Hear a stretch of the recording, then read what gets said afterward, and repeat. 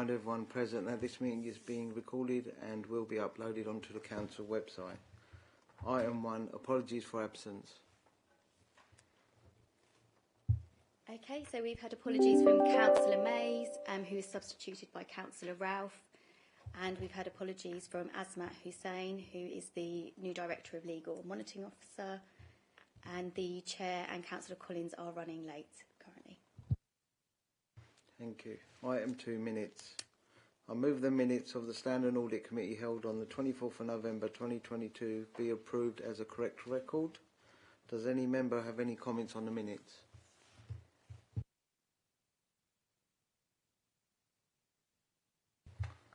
Right. Item 3, urgent items of business.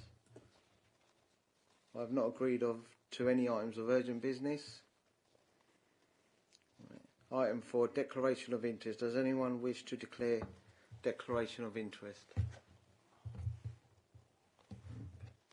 Right. Item 5, audit progress report for year ended 31st of March 2022. Please note this report title was incorrect on the agenda as actually for year ended 31st March 2021, not 2022. Can I ask Rachel Britton from BDO to present this item? Thank you. I'll just hand over to Ryan to introduce himself and let you know why he's here, and then I will present the update. Hi everyone, Ryan Ferguson. I'm a partner in BDO's Central Risk and Quality team, and essentially here to just make sure as a firm we've got the right focus and oversight around the Thurrock audit. Thank you. So I just wanted to provide an update on the position of the audit for 2020-21 and the progress since the last time I updated the committee back in October. We are making every effort to complete the audit as soon as possible and to the highest standards, as we appreciate this is a really key assurance that the Council and the residents require. However, we do need to ensure that it's a robust and rigorous audit that's completed, and that does take time. We've been working really closely with the finance team over the last few months, keeping up to date with all the latest developments at the Council. However, the audit testing has been limited as Council officers have quite rightly been focusing on responding to the best value inspection, to the commissioners, and completing the budget setting processes. So what we've done, we've now agreed a timeline with Jonathan and his team to progress the next phase of the audit, which focuses on the investment balances and the testing of those. We're meeting with Jonathan and his team in March to discuss and agree the information that needs to be provided to us in order to complete our audit procedures. The officers will prepare this information and have agreed to provide that to us by the start of July. We will then complete our audit testing procedures and our internal review procedures with a view to completing this work by November. And we will report to the next relevant standards and audit committee following this on the progress. I appreciate it might seem like it's quite a lengthy process, but this is a complex area, and having a realistic timetable that allows for those complexities to be really worked through in a robust manner is essential. I've previously said that there's also been an objection to the financial statements, and I will need to conclude on that before I'm able to issue the audit opinion. And the work to progress that objection will happen alongside the work on the financial statements, and that will be concluded around that same timetable. We also need to consider the outputs from the intervention process and any additional risks that may arise on both the financial statements and on our value for money responsibilities. And I will need to update my risk assessment and report to you if there is any substantial changes in the audit plan as a result of that. So we will continue to work closely with Jonathan and his team over the next few months and ensure that the progress is being made in line with the timetable that we agreed so that we can conclude the audit. So that was all that I was going to update, but I'm happy to take any questions. Councillor Ralph. Thank you. What do you find has been the biggest hurdle to overcome? Now, what's complicated this process so far for you? So I think I've previously set out the historic issues in terms of the delays so far, and I think since the intervention, you know, quite rightly, officers have been spending their time looking at responding to those things that they needed to do. There's a finite amount of capacity in that finance team, so you know, we haven't really progressed the audit much since that intervention process has begun.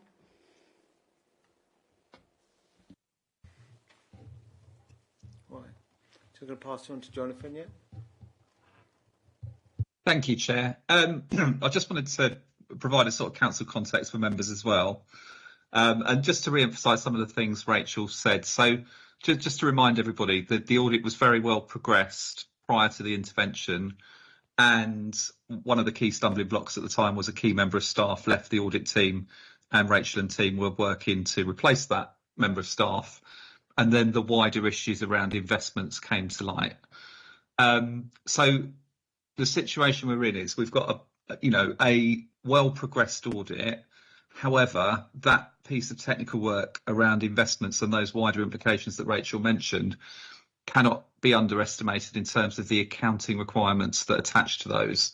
And the reason for that is simple and complicated. So it's simple in terms of we've got a series of impairments on investments that require allocation back into specific periods of time. And that piece of work depends on assessments made of when issues arose with those investments, and then an allocation of those impairments to relevant periods that are open years of account. Now, for us, that's 2021, as this audit is, but it also then takes you back 2 years prior, essentially, because the accounts includes the prior year and the opening balance of the prior year. So that technical allocation of that impairment in itself is necessarily going to change figures across the accounts in almost all areas, because it will hit inevitably our income and expenditure account, our balance sheet, our movement in reserves, and all the notes that then link to those, and then our group accounts as well. And that's why that piece of work is such a significant piece of work. And obviously, as Rachel noted, the quality assurance required around that, and for you as members, is going to be exceptionally high, as we would expect. But alongside that, we are still evolving our budget. And last night, we obviously took the budget through Cabinet. That's still to be approved and is a key factor in the VFM conclusion, because we are reliant ultimately on exceptional financial support from government. There are other key pieces of work to go on, but I think, as our Commissioner said last night, all the material issues are expected to have been covered to date. But that doesn't preclude, when we do some wider reviews on the HRA, on the companies that commissioners also want to do, just to give complete assurance to members, that there may be other things that arise which may not have the significance of investments, but nevertheless will need to be considered by the audit team. So what we've been doing with Rachel and team in the background is just making sure everyone is really clear on what all the issues are and how they're evolving. And we have regular updates weekly to just take Rachel and the team through where we've got to, what commissioners' views are, and how we're then going to evolve and progress those issues. That meeting we've got set up is with the technical team at BDO to really explore that investment. And how we've set it up is essentially we want to come to an agreed set of principles that we can then go away and do the work that enable, while Rachel's team are working on their NHS audits, they can then come back with an ability to then audit that work. But as I say, it is really technical, and we just need to keep you as members updated as a committee, but keep expectations reasonable, that there are a lot of moving parts that have arisen around the intervention. It's really important that we end up with, obviously, an effective audit that you as members can take assurance from. Thank you, Chair. Yeah, just, is there an update on the BVI report? Is it going to be end of the month? We're going to get it? So as I understand it, that will be hopefully with us. I think it's been, as I understand it, delivered to the Secretary of State. There's obviously internal checks going on at the department, and I think they will release it to us as soon as they are able to. My understanding is we're hoping that would be probably in the second week of March at the moment. but obviously there's no confirmed full date yet. So that's the hope. And we certainly hope that is the case, because then that again enables us to move on as an authority and provide and share all that information to you as members and to our audit team. Thank you. Any more comments? Councillor Ralph? Thank you. Yeah. What I'm concerned about is obviously this audit is still yet to be completed, and obviously we're setting the budget. There's no risk of anything coming up within the audit that could make our budget incorrect. Shall I answer that, Rachel? So we are absolutely right to say we're in a fluid position, and the department themselves understand that, and we've made no sort of bones about that. We're in a holding position, and we have quantified everything we know about to date. Now, the exceptional support we get from government is understood to be based on that set of circumstances that we understand today, but they also understand that that's a fluid figure that can move. And there are many factors within the budget, as we went through last night: inflationary factors, cost pressures, timing of sales of investments, for example, is a critical one. And if to the extent they move backwards or forwards, that will change obviously the support requests and the ability to deliver the budget. However, the exceptional support we will receive will be in the form of what is known as a minded to letter. So the Secretary of State is indicating that they will provide the support, but the actual delivery of that support will be ultimately dependent on an audit of our financial statements in the current year. They won't ultimately provide funding that's an estimate. They will provide the minded to letter and then enable us to go away, deliver the budget and the final position, and then the support should follow to the level it's required.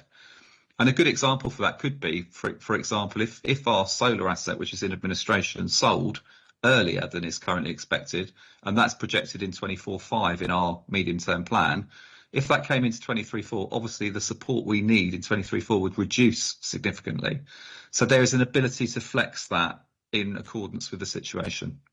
So I hope that helps answer that question, Councillor. Yes, thank you. Councillor Roper? Thank you for this. Just a point, really. We've had several meetings where the reason for the delays with the external audit has been fully explained to us, really clearly, and so on. But is it possible going forward that although we don't get a full audit, we might get a little bit more information than we were receiving?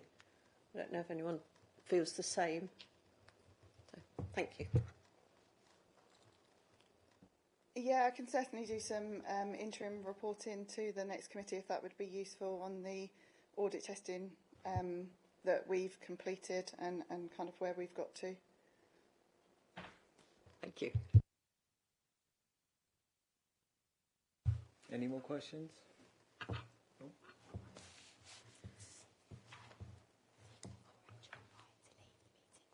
Do you want to leave the... Jonathan, are you staying on for the rest of the meeting? Rachel and Ryan? Yeah, I'll stay on for the next item if that's okay, no problem. Rhiannon. Thank you. Thank you. Come on, Liz.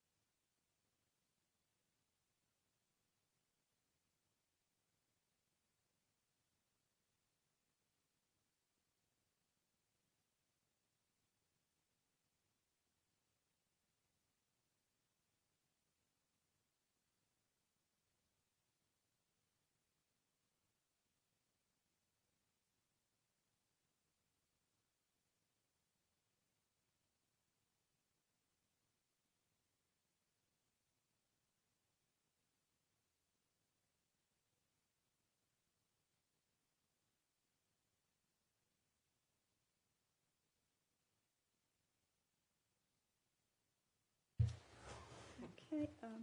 Apologies for being late. Unfortunately, I'm reliant on lifts at the moment, so it's a bit out of my control. Item 6, in quarter 4, review of the Strategic Corporate Risk and Opportunity Register. The report can be found on pages 13 to 19 of the agenda. Thank you, Chair. Oh, sorry. Please may I ask Andy Owen to present this item. Thank you, Chair. One of the functions of Standards and Audit Committee is to provide independent assurance that the Council's risk management arrangements are adequate and effective. To enable the committee to consider the effectiveness of the risk and opportunity management arrangements, the report is presented on a biannual basis and provides details of how the key risks and opportunities facing the Council are identified and managed. The report outlines the outcome of the in quarter 4 review, which was carried out in January to February. It involved myself working with Services Department Management Teams, Performance Board and Directors Board to review the register. And the outcome of the review is shown in Appendix 1 and 2 of the report. Appendix 1 is a dashboard table which provides details of the is a dashboard table which provides a summary of the items contained in the register mapped against the Council's priorities. Appendix 2 is the Risks and Opportunities in Focus report, which contains details of the higher priority items identified by the review and the progress against the actions to address the situations. The rationale for the items being in focus is based on the numeric value of the rating, so any 16s to 12s are automatically become in focus. For the committee's information, the criteria guide for impact and likelihood levels are included under Appendix 3, and that shows the guidelines used to rate and prioritise the items. That concludes my brief introduction. I'm happy to take any questions. Do members have any comments or questions, please?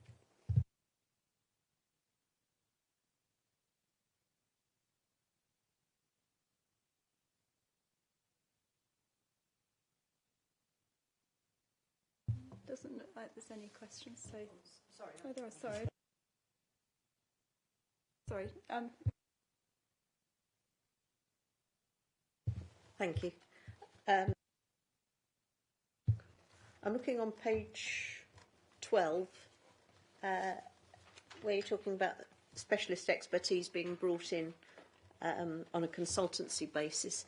How is that being affected by what's been going on? Because I know on the Lower Thames Crossing working group that I was on, we discovered that we were no longer employing consultants for that. Has it had the same impact in other areas? Sorry, can I just clarify? Did you say page 12? It might not be page 12. It's not page 12, it's page 29. Sorry.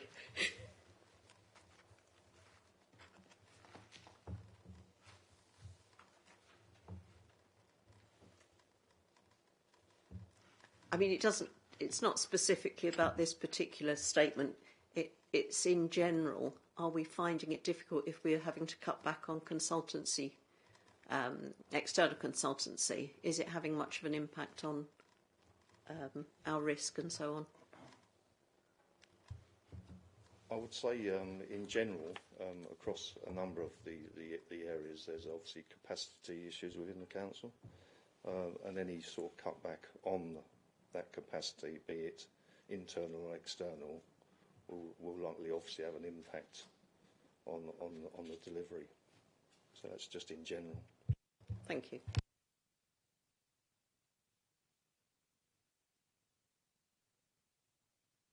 Councillor Ralph. Yeah, thank you. On the poverty one, was it under Welfare Reform Group Establishment Meetings quarterly? You state about signposting residents and staff continuously updated with new measures and support available. Obviously, with increases that may take place with rents and things like that going on, do you think is that going to push this risk factor up further?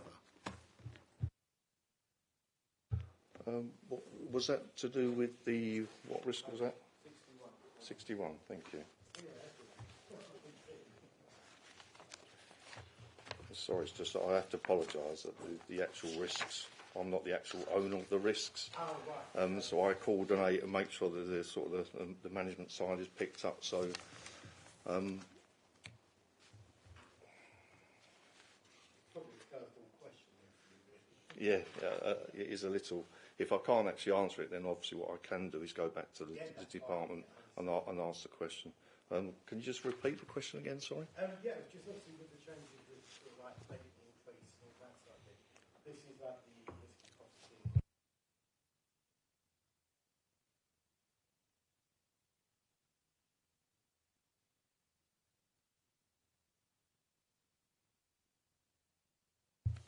Potentially, possibly. I mean, it's obviously sitting at a high level already, and it's at the sort of very highest level, like very likely. From the impact point of view, it's obviously not on the critical scale, but I would say it's probably rated from a likelihood point of view at the top anyway. So it's up there anyway. So. It's obviously because of fuel poverty, we don't know when it's going to change. We don't know the factors in that. So I understand why it's all ongoing. I just, I guess the chart isn't big enough for risk factors on this one. But okay, thank you for your answer anyway. I'll just add on to that. There's obviously a number of external factors that actually impact on a lot of these risks. A lot of it is out of our control, but like you say, it's just the current situation that we're facing, the economic situation, which when that alleviates, and potentially, possibly, you might see some of that reflected within the actual risks themselves.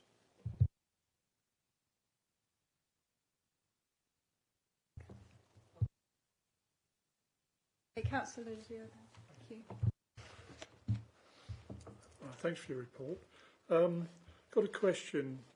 The opportunity heading Digital Council Programme has been rated as 9 on 3/4, and then it's gone down to 6. Does that mean it's more effective, or there might be an issue there? So thank you for pointing that out. On the opportunity side of things, what we would like to do is obviously see the opportunity go up the scale rather than on the risk going down the scale. And the reason why that opportunity has decreased is the scale of the transformation programme has been scaled back. So it's been scaled back to concentrate on the stuff that's included in the improvement and recovery plan. Right. So that's the reason why that has been adjusted down from that 9 down to that 6. Okay, well, thanks for that. Thank you. On page 45, and that's the right number this time, you talk about finalisation of the Concerto Estates Management Module and training for staff. That was going on from 2020, October 2020. How much of that has actually been completed? That is a question. Like I say, I don't actually manage these items, but I can actually, a bit like I think when I come to the committee before, I can refer that back to the department and get that answered for you, if that's okay. Thank you. Thank you. Any further questions? Councillor.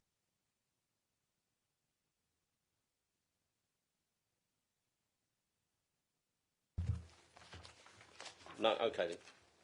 I'm on the right one, are we? Yeah. Jolly good. This is financial. The Council is currently subject to Section 114 notice, and this report indicates the level of risks in the different services. Reducing some of these risk ratings will require additional resources in some cases, which will impact expenditure budgets. Could you expand on this a bit more? Give us a bit more of an explanation of what that means, please? Anyone? I don't know if Jonathan wants to pick up on that one from a finance perspective, Jonathan. Yeah, so thank you, Councillor, for the question. And yeah, we're in a kind of a strange situation. We've got a Section 114, and one of the things Andy's been alluding to, a couple of changes in risk, which to some extent reflect the situation we're in. Obviously, that scaling back of the transformation programme in digital was an example of that. But more broadly, the Section 114 notice is supported by a panel process that means, as a council, we are looking at all expenditure and assessing whether it's essential or otherwise. So there's two panels. There's one broadly below 25,000 and above. I sit on the one above, and that assessment is to ensure statutory services are delivered, vulnerable people are protected, contractual arrangements are met, and then there's an assessment of value for money around wider spend. So that may include, for example, preventative work in adults and children's that has a wider benefit for the community and for our cost base. So at one level, we are looking at every pound we spend and ensuring we are doing everything as a council we can do to mitigate our financial position and deliver our budget. On the flip side of that, we are, as the risk and opportunity has been identified by Andy in the report, there's an improvement recovery plan.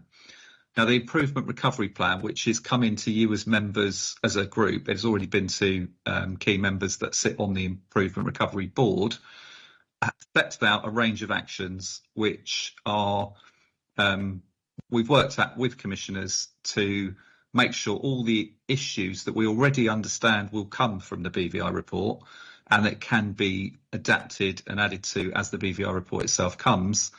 But they will then require us to transform in specific areas around governance.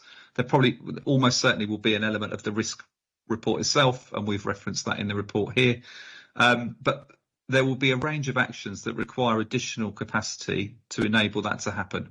Now, in most cases, that'll be additional short-term capacity as opposed to ongoing long-term budget pressures. But nevertheless, by taking that action and ensuring that the council is robust in its governance arrangements, particularly, we then provide a framework as a council which you as members can then take assurance or further assurance from, and you will get a wider view about how any issues identified in the BVI have been addressed. So it's a critical piece of work. It's almost certainly quite an expensive piece of work to cover the range of areas that we cover. And when you, as members, get to see the plan, it will cover a variety of themes. And I'm particularly familiar with the finance recovery theme because we've already done that in advance. So I can tell you that we go through a finance recovery board. We have addressed a range of things, and I covered some of those at Cabinet last night. For example, we've reset our Treasury strategy. We've reset policies around our minimum revenue provision and how we write down investments. And we are committed to a reduction of borrowing, for example.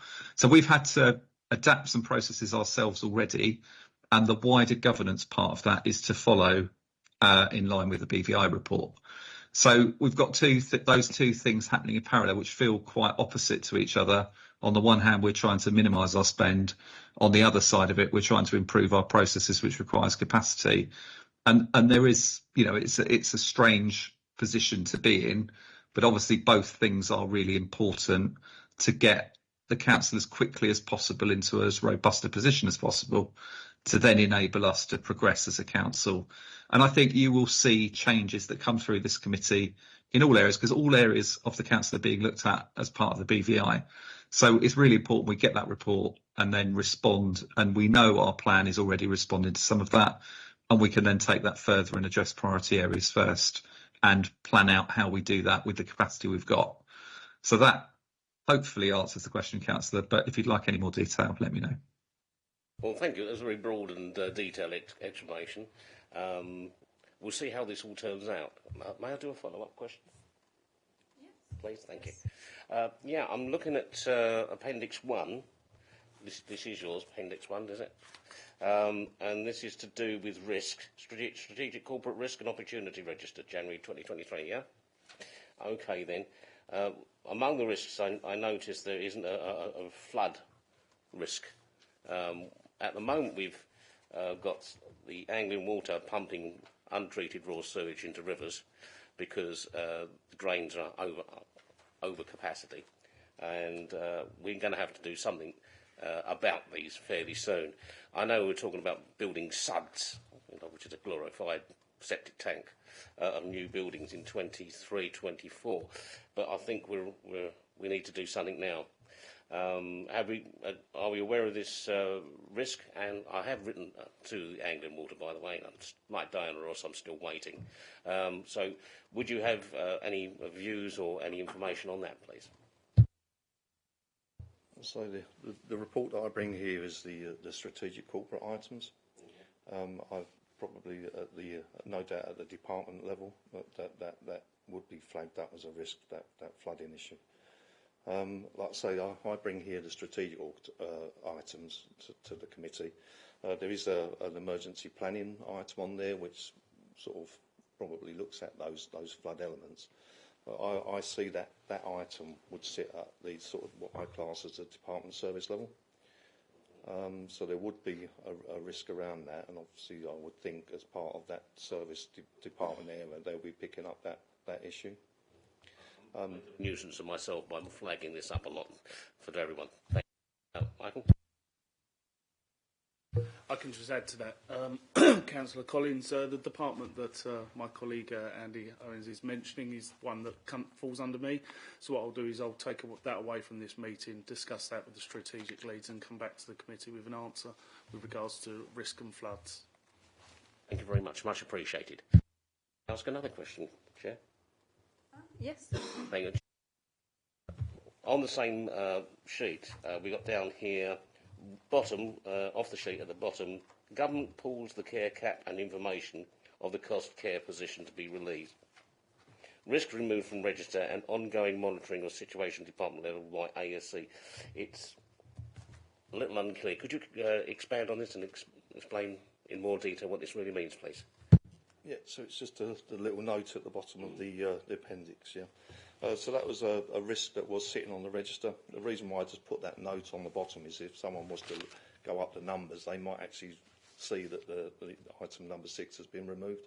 What that was done in the quarter 3 review, that actual item has been removed. And I've given a little explanation as to why that was moved, because the government has paused the care cap and information on the cost of care position to be released. So the risk has been removed from the register, but what the department will do is it's taken off the strategic corporate register, but at the department service level, they'll still obviously monitor that situation.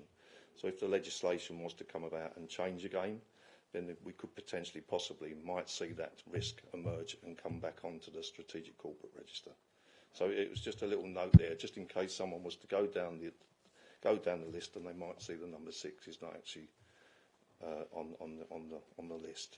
Okay, so how would that affect our plans going forward? Would it mean a major rewrite?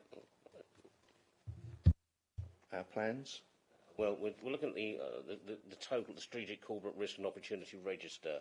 Would that have any knock-on effects to other parts of the risks and corporate opportunities that we're looking at? Well, to say that item was for adult social care, the care reforms. So it obviously relates to that area. That really wouldn't have an impact on any of the other items within the register. Okay, thank you. Are there any further questions? Thank you, Chair. I just want to go to, I think it's page 29, the Stanford Hope Transport Interchange. Oh, yeah. I just, you're smiling already, Jonathan. I just wanted to give you a bit of an update on it. Obviously, this was the last update on here is June, July 2020. And I understand contractors are not engaging now with this. Is the risk going to go up on this? I think it's at 12 already. So, Joy's coming up. So, as I understand, it's obviously sitting with the Place Directorate, and my colleague Mark Bradbury, as the director, deals with that one, councillor. But under the 114 again, obviously we've got a responsibility to look at all projects, and I know Mark and team are looking at the project. And you're right to say, obviously we had a contractor in place, but the contractor arrived at a point when inflationary factors then became significant, and I think there was ongoing negotiation. And as I understand it, that has not resulted in progress on the project, and they are therefore considering options. Now that is under review and live under review alongside other projects we deal with. So we're looking at options around how we deliver Grays Underpass as well, for example, and they will come back with revised proposals in respect to those reviews. Obviously now there's that financial aspect to consider as well, but it is broader than that. Obviously there are, although we're subject to 114 and financial restrictions in that regard, we have to consider the wider impacts on the borough as a whole. We've got external funding that attaches to those projects. And obviously one consequence, if we, for example, as a council decided to stop a project, we would have to return money to our colleagues at CELEP or 106 contributions. So it's a very complicated scenario, and that's why Mark and the team are just spending a bit more time to come back with an appropriate solution for members to then further consider, and we can take that forward. We're obviously talking to commissioners as well. They're very aware of these projects. Commissioners themselves sit on the CELEP board, and both the projects I mentioned are funded from CELEP funding to an extent. But we obviously need to consider the wider consequence for the council's funding as well, which is again significant on both those projects. Thank you, Jonathan. I don't want to sound this is a flippant comment, but to be fair, the station got pulled down. So to save the council the project and do something different, we don't have a station in Stamford. So when it is being valued and escalated what's going to be priority, I really do hope that's having a station is really top on there. That is at the forefront of people's minds, Councillor, and that's obviously that happened with funding a number of years ago, and the need to address that is critical. Thank you, Jonathan. Councillor Tam. Yes, Jonathan, I think it was about 2 years ago the government awarded Grays and Tilbury's a lump sum, something like 20 million each. Is that still on the table, and are they still going to... Yes, that's a really good point, actually, Councillor. So since intervention, we have our Chief of Staff and Commissioner Patrick, who works with us from the department, and Patrick has been a bit of a conduit at central government for conversations with other departments, including the providers of the Towns Fund money within DLUC. So what we as a council have been doing with commissioners is reassuring DLUC that we are still able to deliver those projects. So the 20, as you say, it's 19, just under 19, I think, for Grays and just over 21 for Tilbury. That those projects are effectively, they're ring-fence budgets. So the critical thing in the situation we're in is that the projects deliver within those budget envelopes. As long as they deliver within those budget envelopes, effectively they then can be ring-fenced, and there's no wider consequence on the council's finances. So from a commissioner point of view, their concern is they don't want us to increase our borrowing. And the risk around all capital projects is always that the project changes in scope and potentially overspends, and then obviously we're having to fund that borrowing, etc. So we're working very closely with them. We've had several meetings to assure them that we are looking at the pots of money. We're looking at it in the context of inflationary factors. We're constantly reassessing those projects to make sure that the outcomes are delivered within the budgets. And I know, for example, on Tilbury, I know Kevin, who works on that, Kevin Munley is the lead there. A lot of time has been spent about how to make the absolute maximum use of that funding, while also using existing assets that we can repurpose in Tilbury. And there's been some quite innovative solutions to that to get the maximum from that pot. But we retain that money. It's really important to say that. And there's other funds we also access, Shared Prosperity Fund. And obviously, we're also talking to them about the ongoing Freeport's position.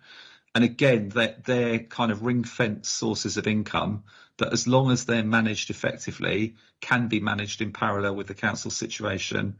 And commissioners have been very supportive in providing that reassurance alongside us to government. So thanks for mentioning that, Councillor, because that's another key element of our regeneration in the borough going forwards.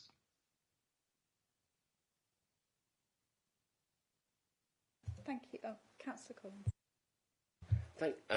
Thank you. I'm not quite sure who wants to answer this one. It just struck me that when we was doing the A13, when we was doing Stamford Station, there didn't seem to be any penalty clauses in the contracts, and we seem to be made hostages to fortune, that we can't go forward, we can't go back if we're stuck with a builder who won't build. all future projects that go forward, will we have things built into these contracts so that we aren't held hostage again in the future, such as So I can penalties? give you a brief answer. I don't know the full detail, Councillor Collins, but what I would say is this. So for a response to the A13 situation there has been great caution around progressing the A13 east-facing slips project, for example, because the wider concern is that that additional risk, as you know, has basically arrived at the council's door, and we've had to manage that risk. Now, within the project, they have worked within the contract on the A13, and there is huge challenge at every level on all costs that happens. But ultimately, you're sat inside a process, and within the confines of that process, once that challenge has happened, we are contractually liable to pay the bills, essentially. But there has been learning from that in terms of how we approach other projects. And actually, one of the learnings from that was in Stamford, and has actually probably not backfired slightly, but because situations changed, when we took on the new contractor, the contract was set up as a design and build, as I understand it, so it wasn't a separated contract like the A13. And the way it was set up was to try and create a fixed cost attached to it. Now, the problem with that fixed cost has been is that as inflationary factors move, the contractor was then very much less comfortable signing up ultimately to that contract. So I think when you speak to the team and the experts in the area, it's not so much always the contract itself and the nature of it, although that's important. It's obviously in whatever form you take, it is then delivered appropriately for the council, and that the issues, for example, at the start of the A13 contract where design and build was running in parallel at an early stage, things like that are avoided, which can have significant knock-on consequences. So there has been learning, and there has been an attempt, in Stamford in that example, to really kind of flip around how the contract works. But the circumstances change, and obviously we've got to have something that's appropriate for the circumstance. And unfortunately, in that case, the situation around inflation, etc., moved very quickly. But nevertheless, that learning is there, and the team are very, very aware of the history of some of the major projects.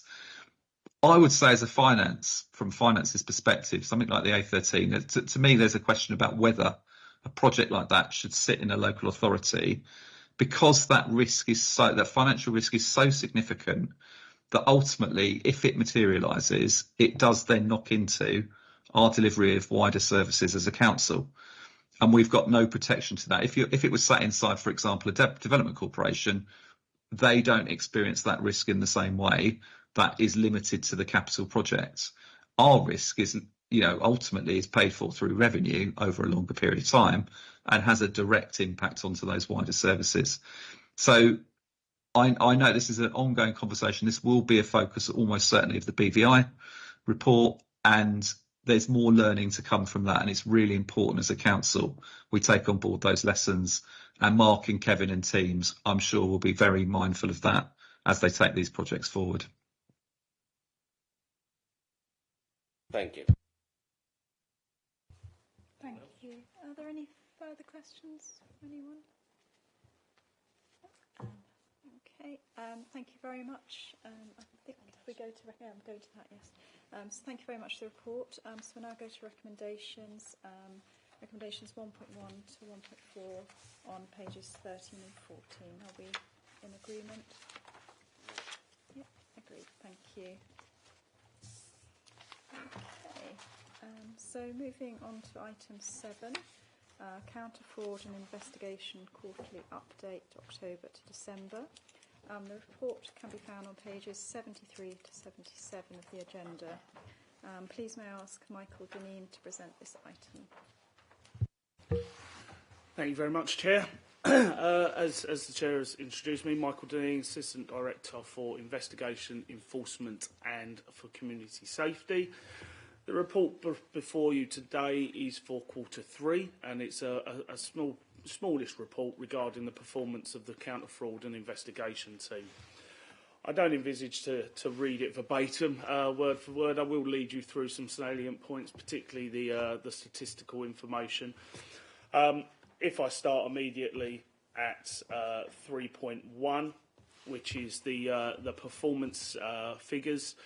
You can see there that we've had 3 reports, 7 investigations were closed as no fraud, 4 sanctions were delivered of proven fraud.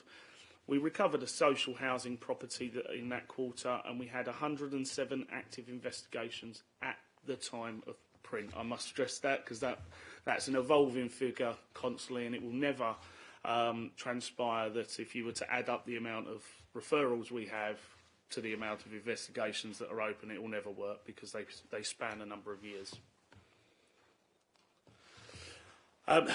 Moving towards sort of point 3.2, I think the most important thing to discuss today is the separation between the NATIS teams and the CFI, as I've been calling them now within the report. NATIS was set up as a national function so that it could complete investigations on a national scale for various different organisations, be it national government or even other local authorities. That function has grown significantly, and over the last 2 years has been completing work solely for the department known as BAYS, predominantly working within the bounce back loan and grant fraud space. That work has significantly taken senior management time. For obvious reasons, it is an exceptionally large piece of work, and the decision was made that senior management would have to break away and become completely ring-fenced from it. Hence the reason I've been appointed as the new AD for this area. By doing that, I have taken away what I used to call, because I was working at NATIS, I used to call the business as usual, which is the Thurrock core work. And I'm now building and creating the new CFI team, separate from the NATIS team. I think what's important to note is that I still have access to the specialisms, let's say, of NATIS, which Thurrock has happily and assisted in building over the last few years. But that would be at an ad hoc basis, because generally our investigations don't need all of those specialisms. So what I'll have now moving forward is a counter fraud team that will be specific for Thurrock. It will fall under myself and not the previous AD of David Kleinberg. And we will be concentrating on matters that matter to Thurrock. We won't entertain anything outside of Thurrock, for instance, like we used to under the umbrella of NATIS. So that's the separation between the two. I have full faith that we will be able to continue with the investigations that we've got, with the budget that I have and the people that I will bring in. I currently have 2 investigators working at the moment, with scope to bring in other employees as well now. So that's all moving in the right direction, and that is regardless of the... Sorry, it seemed to disappear there. I have gone through the process with finance, and that is now fully budgeted. So that's 3.2. The other interesting sort of statistics within the paper is at 3.4 and leading into 3.5, which talks around some of the things that we do. So one of the things that the CFI would be doing is targeting social housing. So those people that either sublet property, abandon property, or shouldn't actually own one of the council properties. What we do is we work to recover that property, return it back to the housing stock so that a family or whomever it is able to move into that property. Through relationships and working with central government, a figure was established nationally around what that kind of saving looks like within all local authorities. So instead of someone being in, for instance, emergency housing, they're actually in this home. And that value was set at, I believe, I've got it here in the report, £23,500. Now, I accept on occasion in the South East, our costs can be higher. But as a national level, that is what it's been set, and all councils refer to that same saving. So if you do recover a home, you place that as a saving of £23,500. If I or my team have a house recovered and we find for certain that we are actually saving more money by putting a family in that home, we have to explain to you why I've come up with that figure. So the 23,500 is nationally accepted. Anything different from that, I'd need to explain to you. So we don't often move away from that figure. So at 3.5, leading into that, what we can see is that we've recovered the £47,000 in total for the year so far, and we've used 41,578 of the approved budget that we had for the fraud team. That allows me to work out a ratio of value for money of £1.13 is saved by the council for every pound spent on us. Now, bearing in mind that we've just started, in reality, we're going to be recruiting more people. We're going to be targeting social housing quite heavily. I anticipate that figure to actually rise significantly. And the statistic of detected crime, so where we've detected fraud taking place, which in effect means we've taking it to the point of proof where we could charge someone, for instance, to the legal standing. We've actually detected £4.62's worth of fraud for every pound spent. So as you can see, we can become quite effective for the council in savings and detected crime. Now, detected is very much a deterrent because people know that we're there and we're finding it. The savings is what we're really interested in. What are we actually saving other departments in the council? Over time, there is a potential for the CFI to recover funds, but obviously that must come at the end of a prosecution, or if you're lucky enough to stumble across some cash when you walk into somebody's house. But I don't bank on that being a weekly occurrence. Other than that, we have a work plan at Appendix 1. Now, there are a couple of items within Appendix 1 that I can no longer progress because I don't own the specialisms anymore. So I've written that in the work plan. However, I can work with others, and for the work plan next year, we're determined to highlight training and the housing stock as one of the main priorities of this small team. Other than that, I don't want to go on any more, but I am very much happy to answer any questions that you may have. Thank you very much for that interesting report. It's definitely good to get that extra money in, so excellent work. Do any members have any questions? Yeah, nice report, Michael. Just obviously with the BVI report, have you put input into this? Have you been asked by the BVI for information? I personally have been interviewed by the commissioners, so yes, there has been a level of input. Obviously, it's an independent report. It's not something that we would necessarily be involved in creating, but obviously I've been involved in the process through being interviewed.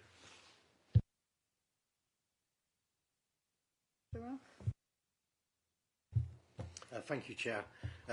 Nice to see you again. You was on Prevent the other night.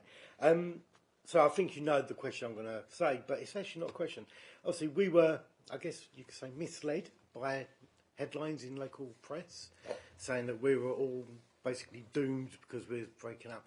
But it actually sounds as if you're being more dedicated in the services you're going to be providing in Thurrock. So you're not going to be distracted on other stuff because you're going to be a very narrow team dedicated on just the residents and the properties within Thurrock. So that must be able to, you'll be fully dedicated. So it's going to increase your services, isn't it? It's not going to belittle all the work that you've done. You're going to be more focused. In part, you are completely correct. We will be a focused team. The whole concept is that you're not pulled away on national matters if needed. And by doing so, it really isn't the boots on the ground that are going to be affected by this change. The main change was the senior management of it, because it's simply become too much of a big task for someone to control that side of things, and also all of the other areas that I'm currently running. So that's one of the major changes. the investigation team will continue to investigate all of the offences that come through. I know I have absolutely no concerns around the ability to do so. And my second question was, I get residents come to me with suspicions regarding council tenants subletting.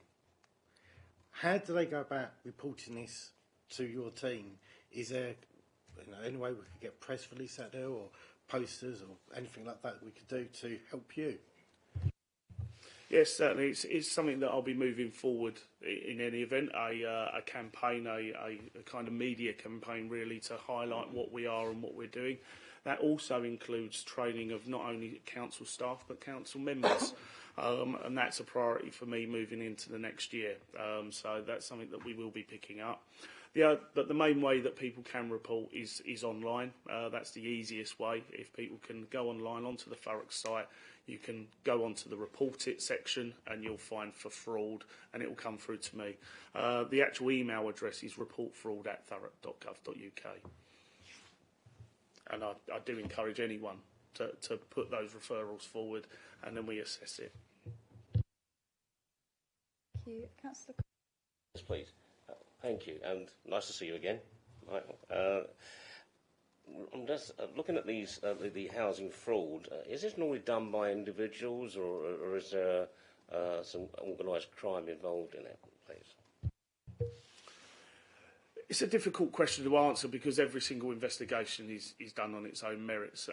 What I can say is nationally and personally, what I have seen previously is both. So you have individuals subletting their property, and then you have other issues such as cuckooing, which is where potentially vulnerable people are ramroded into taking organised groups into their home, and that's when you start to see things like drug dealing and things like that take on.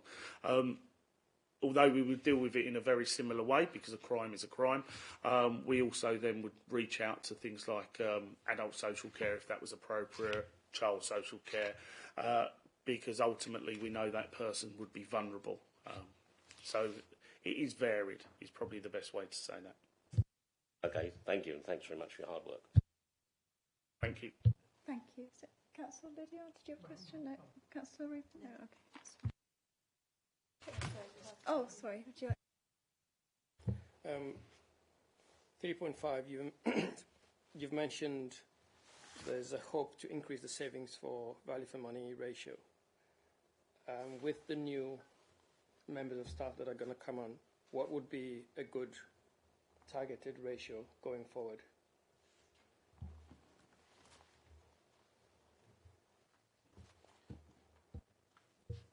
Sorry about that. It's difficult to say what is good.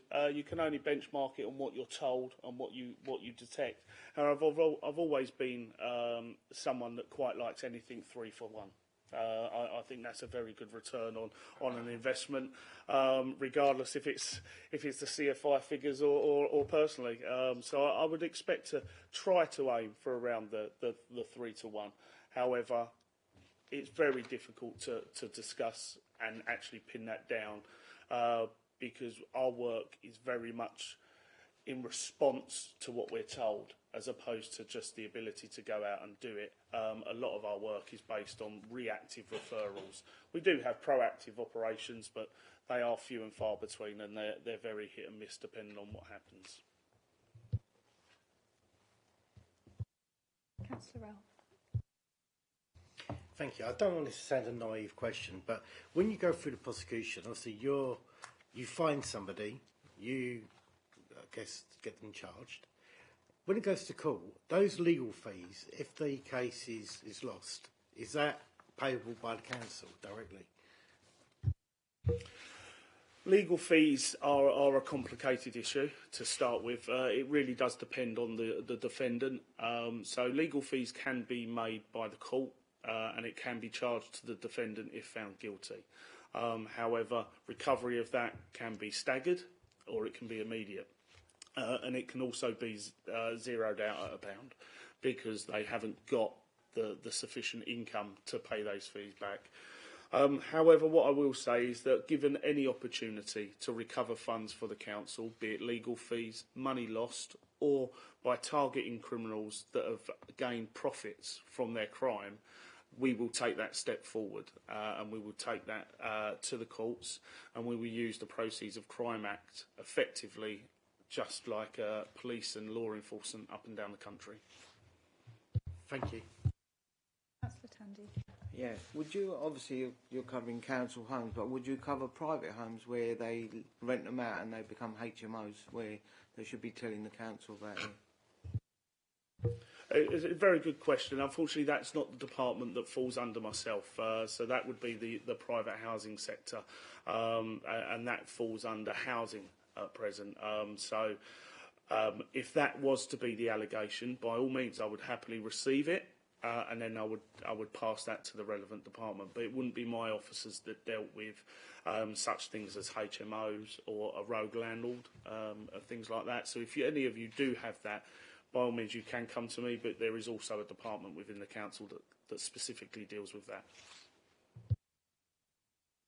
And is there, if it is known to be HMO and it's not been told to the council, is there a fine where the council can give and they can recover? I won't go into details because it's not my area of expertise. However, I do believe you're right. Yes, there's legislation there that would cover that kind of thing, and the private housing manager is probably the best person to reach. Thank you. Are there any further questions from anyone at all? No. Okay. Well, thank you very much for that interesting report. So we now need to go to recommendations on page 73, and it's just recommendation 1.1. Is everyone in agreement with comments on the performance of the Counter-Fraud Investigation Department? Just comments. Sorry? Yeah, just comments. Yep.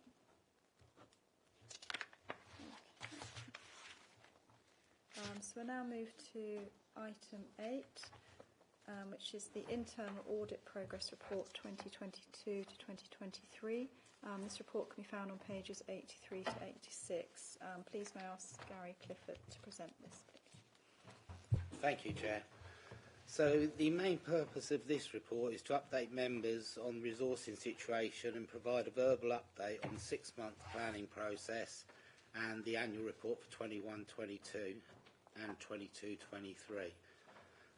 In respect of the resources, on page 84, para 3.3, we now have confirmation that a new senior auditor has accepted a job offer and is due to start with us on the 17th of April, so that's really good.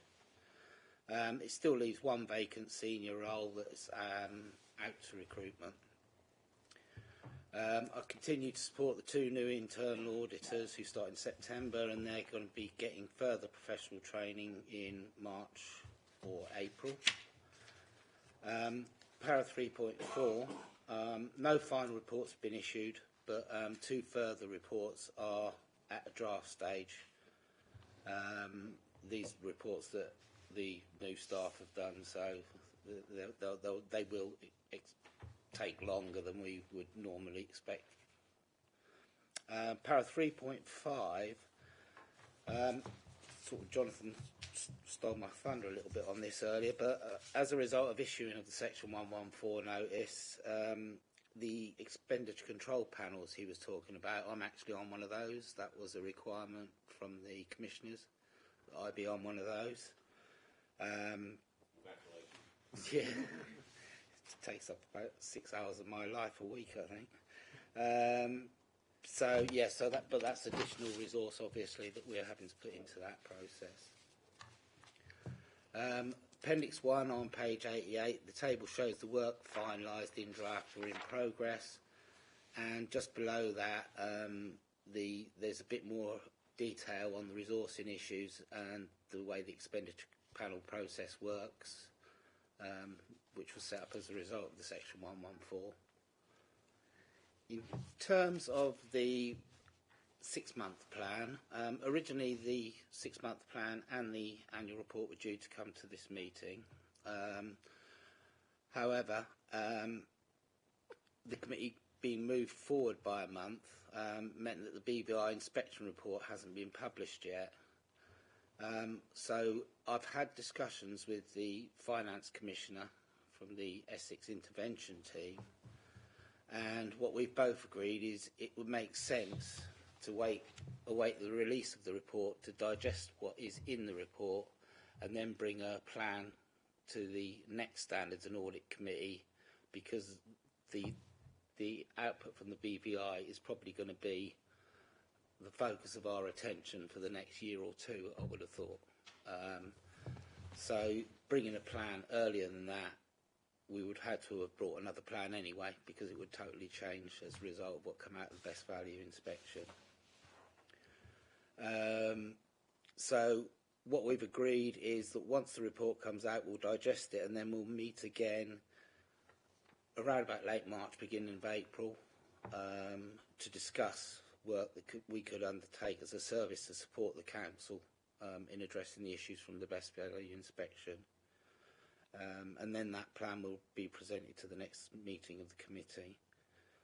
It's also useful involving the Finance Commissioner from Essex, because she's also been doing the intervention work, and there's issues that are coming out of the intervention work that won't necessarily be in the best value inspection report that she can feed into our plan as well.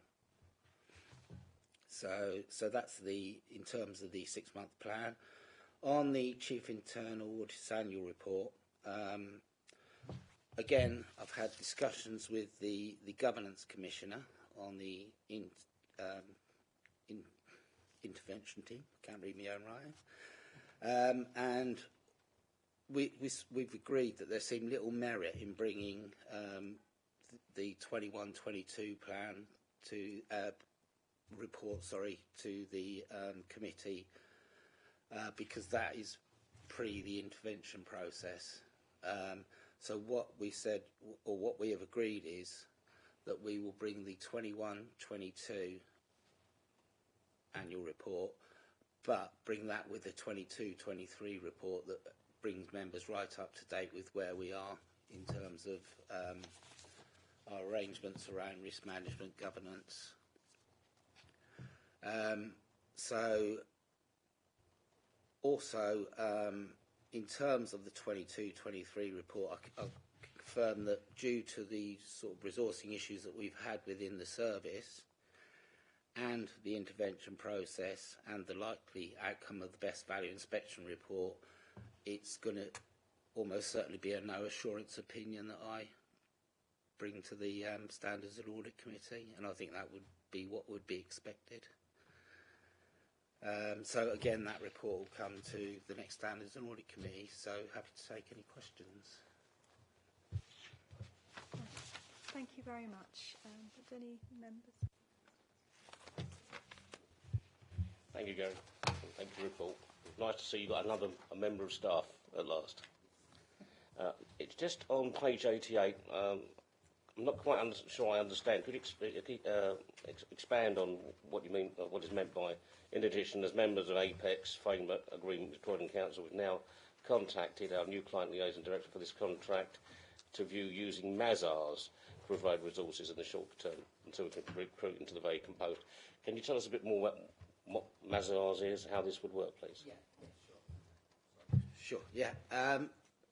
The Apex framework is something that was set up by Croydon Council, and it's specifically to supply staff to support internal audit functions and fraud functions where they don't have the resources to do all the work themselves. It went through a competitive tender process, and Mazars came out as the winners of that process. Mazars are a medium-sized accountancy firm that do internal audit, external audit, as well as accountancy. We signed up to that contract with Croydon Council a number of years ago, and we used them, Mazars specifically, to do IT audits, because we don't have that specialism within our own team. But they do also undertake contract audit work and sort of normal, what we should call run-of-the-mill type audit work as well. And so during the lockdown, we didn't use them because they wouldn't come out on site anyway or anything like that.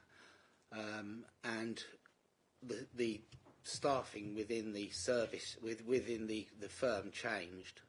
And so what I have done is I have now made contact with the new director who looks after the local government part of that framework agreement, with a view to bringing Mazars in the short term to help prop up our resources, so that we can do some more work on the plan.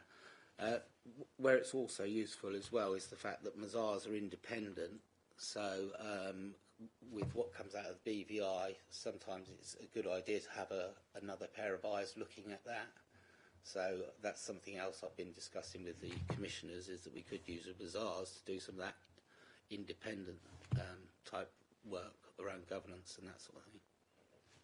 Would you envisage Mazars staying on even after we've got your second recruit up and running, just for the IT? Yeah, I would, yeah, because we don't have enough budget or enough IT work to make it reasonable to employ a full-time IT auditor. They're very expensive. Thank you. Thank you, Chair. Thank you. Are there any further questions? Councillor Ralph, please. Yeah, it was just to actually comment the appreciation of, obviously you can't bring the other report forward because it's going to be superseded by the information that's going to come forward after that. And I was just going to say that's just totally understandable. Thank you. Are there any further questions down there? Any over there? Nope.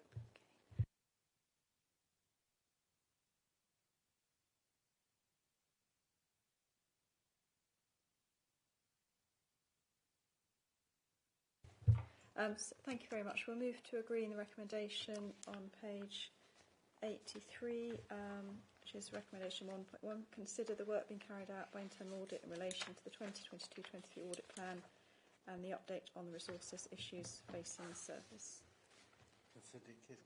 Considered. Thank you, everyone. Thank you. So I believe that item 10 is going to be heard ahead of item 9.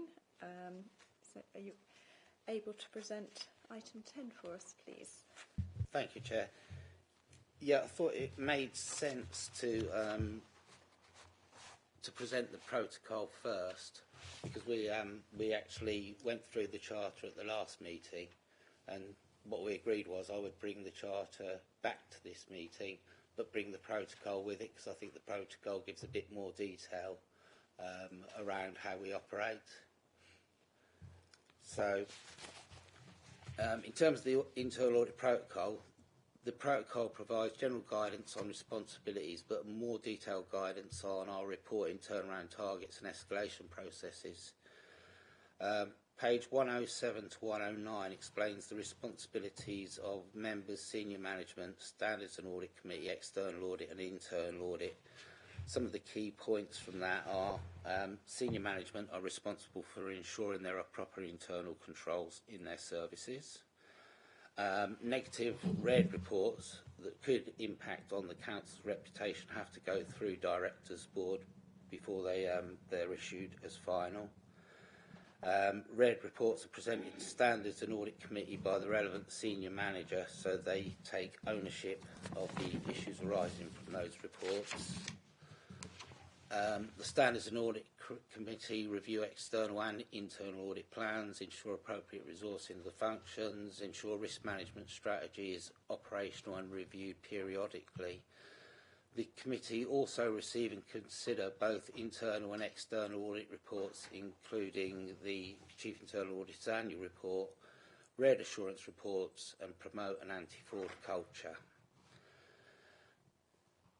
Where they are concerned, where members are concerned within the Standards and Audit Committee, they can refer important issues back to the Chief Exec, the Section 151 officer or the monitoring officer, and have done this in the past around things like major projects where officers have been asked to come in and give updates around the A13 and things like that. External audit provide independent assurance around statement of accounts and value for money, and internal audit provide regular progress reports which detail the level of assurance provided, summaries of the key findings and recommendations, the head of internal audit annual report, and the strategy and plan which is developed following consultation with senior management. So page 110, the assignment planning sheet. For each review, an assignment planning sheet will be prepared, discussed and agreed, which sets out the terms of reference of what we're going to do, the scope and any limitations to that scope. We would then, page 110, debrief meeting, undertake the field work, and then arrange a debrief meeting to discuss matters arising from the work. Following this, a draft report is prepared, which details the findings and recommendations, which is reviewed by myself. The level of assurance provided determines who will attend these meetings. During the debrief, management will provide responses in respect of whether they agree the recommendations, how they will implement them, by whom and who will be responsible. Ordinarily, debrief meetings will take place within 10 days of fieldwork being completed. Draft reports are used for planned work, and all recommendations are discussed and agreed before the issuing of the final report. Members will be aware we give 4 assurance opinions: green, amber, green, which are both positive, and amber, red, and red, which are negative. In general, final reports will be issued within 10 days. Final drafts will be issued within 10 days of the debrief meeting to check the report is factually accurate and reflects the actions and time frames that were agreed with the client. In respect of red reports, as soon as we identify the circumstances are likely to lead to a red opinion, we will raise our concerns with the relevant director, assistant director or senior manager and the Section 151 officer. A debrief meeting will be held with those senior managers present and a second draft report issued. Once the second draft report is agreed, this will be presented to the Directors Board, and Directors Board can at that stage seek an extension to the time frames if they require us to carry out further work on that in that area. Final reports will generally be issued within 5 days of agreeing the draft and getting back any comments, and these are presented to Standards and Audit Committee as part of the progress reporting process. Red reports, we're quite unusual here. We require the relevant director, assistant director or senior manager to complete and present the covering report and provide the committee with an update on actions in progress or which will be taken to address the recommendations. Red reports will be visited in the next planning cycle, so when we get a red report we will revisit that area the following year. In terms of follow-up, management assurance will be sought on the status of recommendations within 1 month of implementation. High-level recs will require further testing or the service to provide further evidence to show they've been implemented. Medium recs may require further testing or evidence. Low-level recs, we place reliance on management to respond. We'll follow up on all recommendations as part of the next review within that area. So whether they're medium, high or low, we'll recheck that they've been actioned at the next audit. In terms of advisory and consultancy reviews, we don't provide an assurance opinion on advisory or consultancy reviews. However, we do still make recommendations and agree an action plan, which is a way of providing additional assurance, even though we don't provide that assurance opinion. We do report on these reviews, Standards and Audit Committee as part of the progress reporting process as well. In terms of escalation, management failure to meet deadlines is escalated to the relevant director, AD and senior manager. if no response is received within 10 days, a report can be finalised without management comments. In those cases, that will be reported to the Section 151 officer and Standards and Audit Committee, which again could result in the Directors, Standards and Audit Committee asking directors to come in and say, why haven't you been responding? In terms of joint working with external and internal audit, this is an area that needs to be worked on because since the pandemic, which resulted in home working, and you've heard about the pressures on resources with the external auditors and ourselves, it's not happened much as it did pre-pandemic. This is not just an issue in Thurrock, this is a national issue that external and internal audit don't seem to be working as closely together now as they did before the pandemic. So I think that's something that we need to pick up on as a service. And in terms of, I think this was something that Councillor Collins was picked up on in terms of the charter. We do place reliance on other external assurance providers, including Ofsted, CQC and outside consultants, where we don't have the technical expertise in our team to do it ourselves in-house. So happy to take any questions. Very much for the report.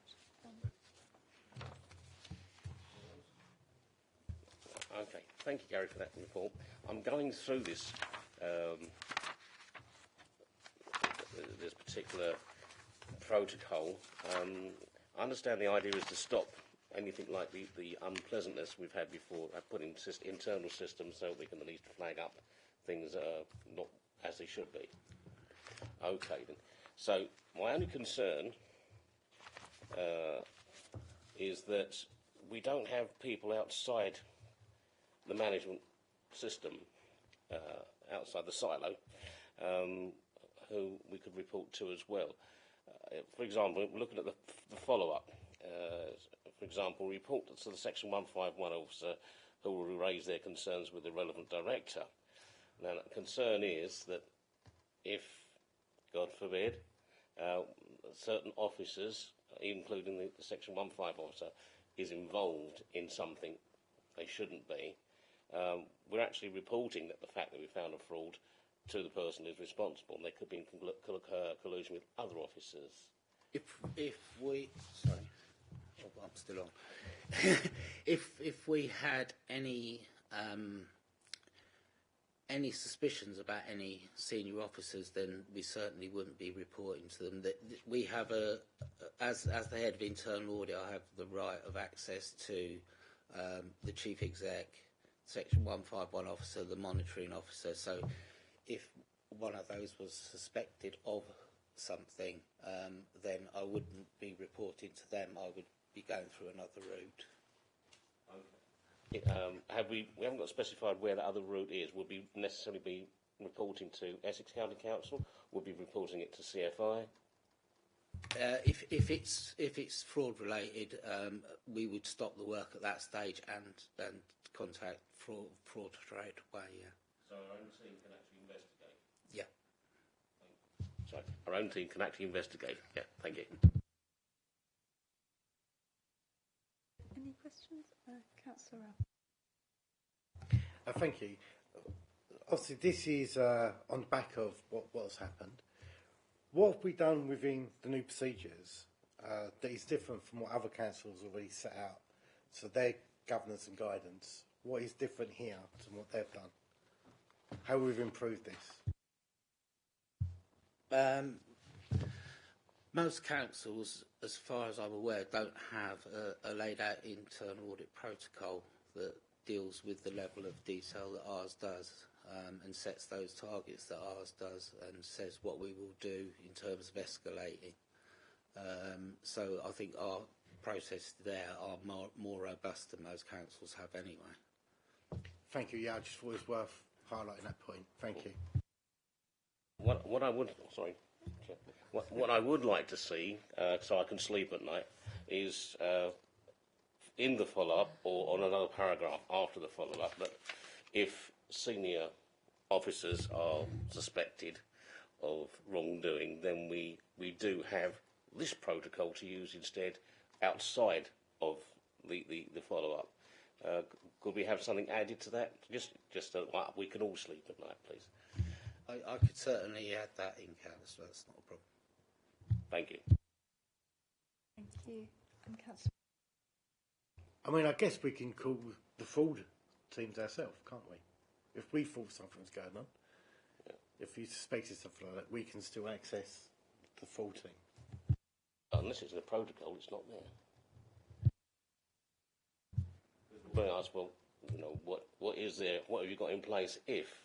And if it's not written down, as I've found across working for multinational companies, it doesn't exist. It's all right to say, well, it's over there, you know, but it's not written in the protocol, so or the standard procedures. Are there any further questions at all? No? Okay, thank you very much. I'd just say, unfortunately, I missed the external audit update, but how do you think you could improve relations or working together better? I think at the moment that's a very good question, because I think that all of their focus is on the accounts and what's coming out of the intervention and the best value inspection. But moving forward, I think what I need to do, I need to set aside time, maybe once every 2 or 3 months, just to have a catch up, whether it be over Teams, just so that I can let external audit know what work we're doing, and they can let me know what work they're doing, so that we're not duplicating effort. Also, I think in terms of the way that we report to the Standards and Audit Committee, there are some changes I would like to introduce there, in terms of me providing more technical type of publications to the Standards and Audit Committee, but I think that's something for me to discuss with the Chair outside of this meeting. Thank you very much. Thank you. So there are no further questions. We'll agree the report recommendation, paragraph 1.1 on page 101.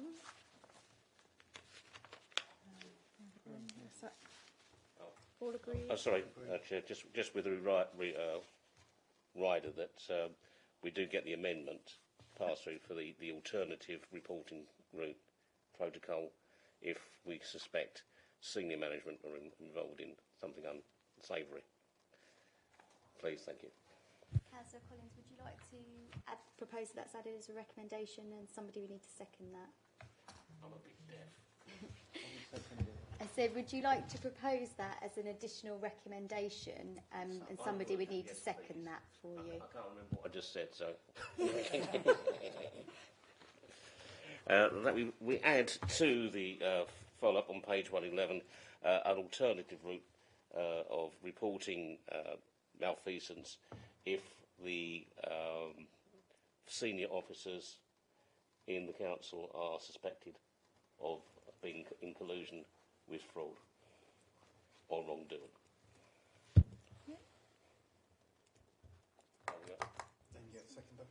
Yep, seconded by Councillor Ralph. So I'm sub, I don't know if I can I? Jim, Yeah, you're on the committee. Yes, that's fine. He was in there, mate. Okay, so is that one all agreed with everyone else? Yes. Okay? Okay, lovely. Right, okie dokie, thank you. So now we're moving to item 9. And this item is on pages 89 to 91. And Gary, if you're okay, present this report, please. Sorry, I was just reading something in the charter. We actually, the internal audit charter did come to the last meeting, and it was discussed at some length, and agreed to bring it back to this meeting alongside the protocol, because the protocol gives that more detailed version, whereas the charter is more of an overarching view of the internal audit's purpose, authority and responsibility. The only change I've actually made to the charter is at the bottom of page 98, and again I think it I've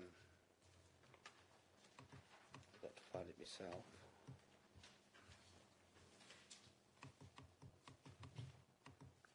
And it's the bit at the bottom of page 98, the last paragraph, where I put in where staff do not have the relevant technical expertise, the head of internal audit will place reliance on the work of suitably skilled external advisors to provide this assurance. So it's sort of aligning it more to what was in the protocol.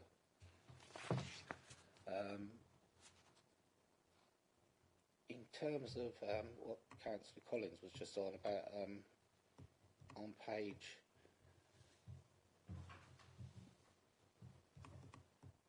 100, there is section 10 is around fraud, and it does say in there any instances of potential fraud or corruption identified during the course of an internal audit review will be immediately communicated in the first instance to myself, and I'll determine the short-term action to be taken.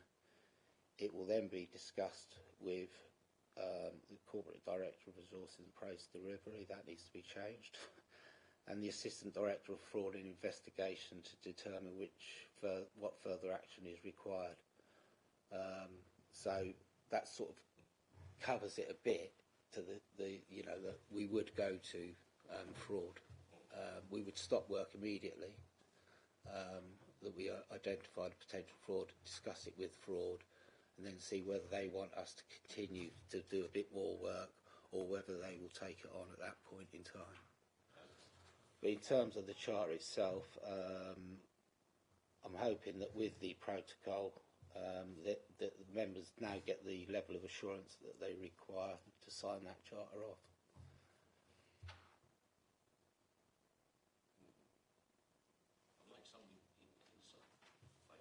I'd just like to see something solid, like a flow chart, something, this is going to happen. If X happens, we're going to do Y, and so on and so forth. That wouldn't go into the actual charter. It might be in the protocol, but it wouldn't be in the charter. The protocol doesn't actually get signed off. That's more of an internal working document for us within internal audit and to make officers aware of what will happen if they don't do certain things. Now that's what I meant to say. In other words, the instruction document, if X happens, we do Y. Yeah. Yeah. That's fine. Thank you. Are there any questions from anyone? No? That's great. Thank you very much again for all your reports. So if we're okay to agree the report recommendation, paragraph 1.1 on page 89. Okay. Everyone okay with that one? Yep. Okay, super. Thank you again. So we now move to item 11, which is the work programme on pages 113 to 115. I don't think there's... This is the last meeting, isn't it? So it's just if anyone has anything for future meetings. I've got a feeling, Chair, that the BVI is going to write this one for us. We'll wait. It's a lot will depend on what that comes back with, I think, won't it? So, yes. I think we can add the fact that the audit plan and the annual audit report will go to the next committee. Okay. That is that. If you look at the reports for 23-24, the first two items is the internal audit strategy and then the Chief Internal Auditor's annual report. So they're on there already. So they're on there. Okay. Super. Okay. Does anyone wish to comment on anything on there? No? Okay. So I think that concludes the business of the meeting. Time's 8:34. And it's 8:34 p.m. Thank you very much, everyone.